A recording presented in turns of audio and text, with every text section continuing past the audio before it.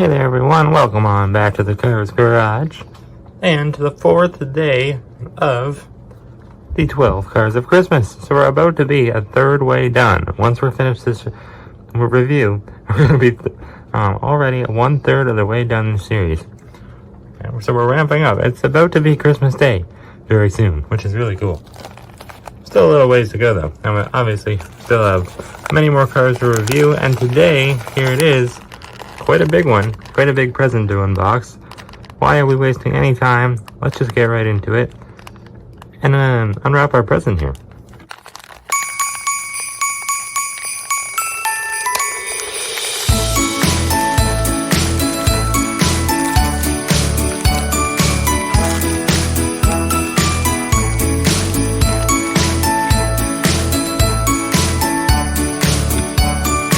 Of course, today, if you don't know who this guy is, I've been hinting at him for quite a little bit now in other episodes of the series. He's, of course, the guy who has this nice little camera here, Nelson, as you can tell. It says right there.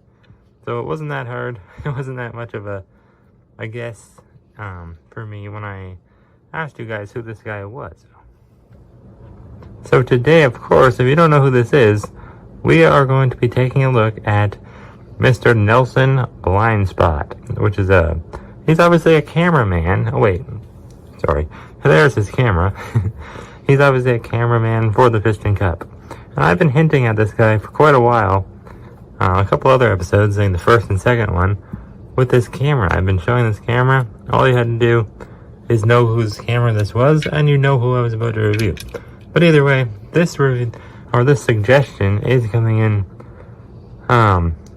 from, I think, Brett, once again, so thank you to him for suggesting it. I don't think he knew who Nelson was, but he just wanted me to review someone that works for RSN, so I just named every single one that I had, and this is the one that he picked, because he said he didn't know who it was. And he is a pretty forgotten-about character. I believe it was only released as a diecast twice, in 2010, I believe, as a deluxe, both times as a deluxe. And then once again in 2013, and that's this version here, who I have for you guys today. This is the 2013 version. I remember getting him at Walmart. Well, him and his good buddy, you can't say Nelson Blindspot without Chuck Choke Cables, his other cameraman friend. Yeah, both released, I believe, 2010 and 2013. Yeah, and this is the one that is. I remember getting him at Walmart. I wasn't too keen on getting him, but I knew that I should, because I knew he was a cool car. But at the time, I don't know, I guess it's just because he's deluxe, but then again, he's not really that big. He does have a cool accessory though, so I don't know why I didn't want to get him. Maybe, I really can't think of a reason. He seems like a very cool car. Definitely one that I want to pick up. But anyways, I did, so I'm glad I did. Because if not, I wouldn't be able to review him right now for you guys for the fourth day of the 12 Cars of Christmas series. But anyways, his camera, obviously, we'll get to that a little later. But for now, we'll put it back here. So, Mr. Snowmobile Reindeer, with his crazy hat on, he can review. He can film, Nelson. So Nelson's taking the back seat today, and the reindeer's taking his spot. So that's a little odd. But anyways, nice little expression here. Not too much going on, but in his little biography, on the Meet the Cars book, I believe, it actually says Nelson has been working for RSN for 20 years. 20 years. So okay, so 20 years before 2006, which would be 1986. I don't know, it just doesn't look that old to me, this model of SUV. Very large SUV, obviously, but it just doesn't look that big. I mean, that old. It doesn't look like it's from 1996. But I don't think the year their car model was made really represents what year they were born, so I guess it's alright.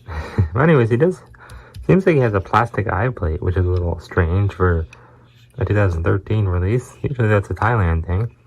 But he is mostly made of metal, so that's good. Obviously he has a big, giant headset. It seems bigger than most.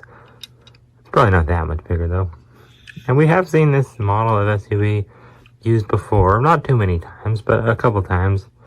I believe for one of the members of Senator's Boot Camp used this model. This color is completely original, though. I mean, it almost reminds me of Flo's color, but I actually like it better because it's a little more green rather than teal. I don't know, it looks a bit richer, in my opinion. But I do love Flo's color, obviously. Yeah, there's no decals. All of these cars I've been reviewing don't have any decals, so I find myself searching for things to talk about. Anyways, his license plate looks like it says 419 TV. Maybe that's the TV station he appears on RSN, Racing Sports Network, for the Piston Cup, because obviously he likes to film the Piston Cup. That's what he does for a living. Him and his good buddy Chuck Choke Cables here with his green cone on.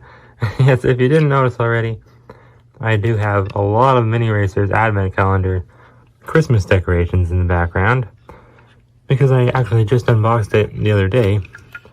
Very fun video if you want to check it out, but it is long. I will warn you. I think it's the better half of an hour. But it was lots of fun. But these two are actually completely different models. It's funny because not Cheek, I meant to say Chuck Choke Cables here, kind of a tongue twister of a name. He actually uses the same minivan model as Keith Cone. And Keith Cone was obviously the dark brown van released just this year. He even has the black line on the side, so that's interesting. It's funny because I did just review Colin Borev, who also uses a very similar model, but not the exact same, when I reviewed him, and I completely forgot to show Chuck Choke Cables because, I don't know, I guess I just forgot he's a minivan because he has all this gear on him, and of course, he's got his camera blocking him, so when he's on my shelf, I just forget about him. But he's a very cool car, too. Maybe he'll get his own review one day. I mean, I'm sure he will eventually, but probably not anytime soon. Because, I mean, there's only so much to show on these cars and these background characters that don't really have a big role in the movie. They don't have too much to talk about, and they just don't really have that many decals either. But, I mean, it's just a cool car. It's nice to have background characters. I kind of wish his headset was removable. Obviously, that's never been the case. But, I mean, it would be nice to take it off and just pretend he's a different character. You could put him in the background of other videos, like stop motion. But we can't really do that because he has a headset on. Cool little silver rims, though. He's a very professional-looking car. Fully trimmed out in silver. Looks very nice. Simple red taillights. Yeah, that's weird. He only has red painted taillights, but Chuck here actually has, I don't know, it's like they look like they're real, more realistic. He actually has I guess a handlebar to open up his trunk. I wonder what you'd find in there if you opened it. Would you find a trunk, or would you find his insides? I don't know. We don't want to go into the anatomy of a car. We did that in the last review, where we reviewed Celine Fair, and we don't want to do that again, because I went down a very questionable road in the world of cars. But anyways, he even has roof racks, which is kind of cool. We don't see roof racks too much. I guess actually we kind of do. Chuck has them too. But these ones are different. These ones are more stylish, I would say.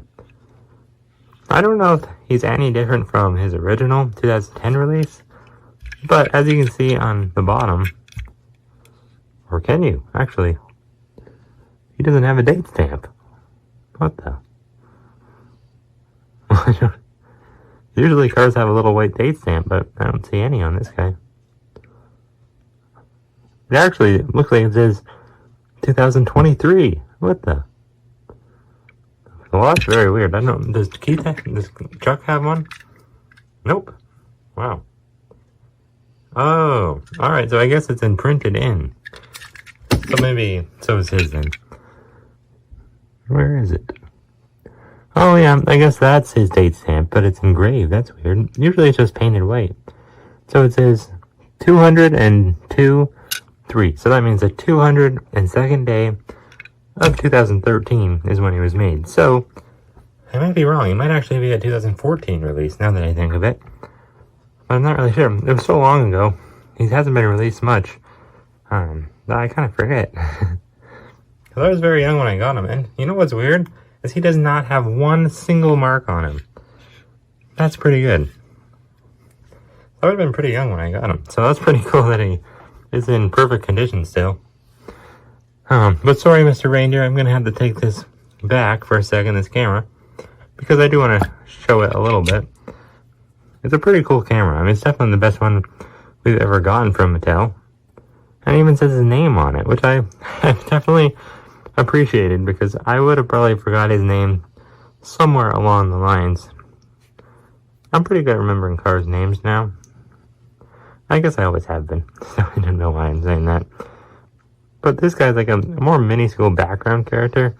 I'm bound to forget their name. But very cool retro-looking RSN logo, where it actually spells out Racing Sports Network with a red-colored checkered flag. That's cool. And it actually swivels up and down, not really sideways, but very cool. Unfortunately, they didn't paint that. They did put where the buttons would be.